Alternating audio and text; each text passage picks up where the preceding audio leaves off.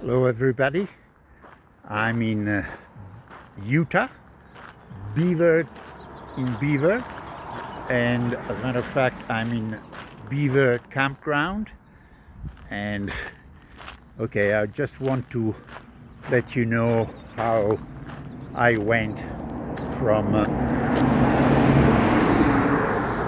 Mexico up to here. Okay, so I went through Arizona first to a friend of mine. His name is Todd, and we had planned to ride together BDR going north, and we actually slightly changed, but it was all off-road. So we had a full day. I think it was over 200 kilometers. I cut it short a little bit at 180 because I was getting tired, but it was a lot of fun, and I must thank Todd for all his support. And he hosted me also at his place close to Tucson, and it was a great time.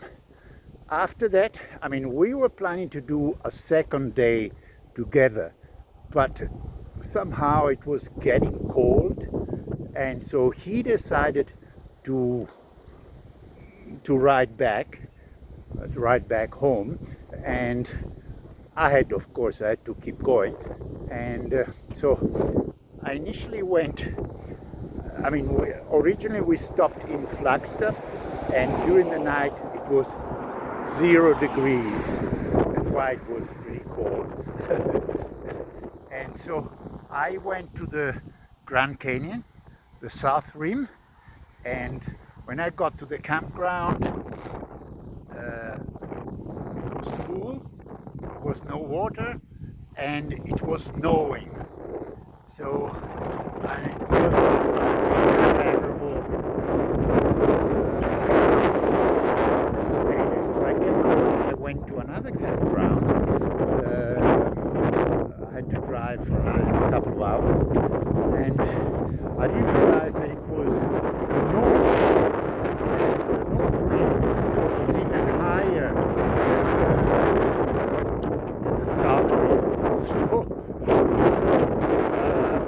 that night the campground was closed. Luckily, there was an inn where I could mend myself. And that night, it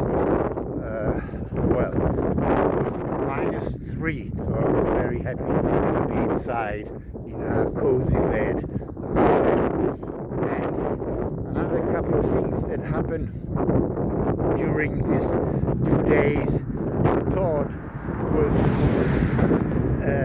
at the very beginning, somehow my bike tipped over.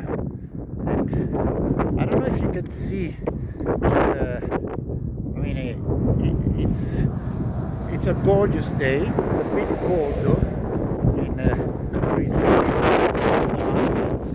right behind me, and if you see at the back, somewhere. Let me see. Anyway, it's very snow. That's what I want to show you. And so that's why it's a bit cold, but at least it's a sunny day, and the forecast for the next week it's always going to be sunny. And so the two things that happened.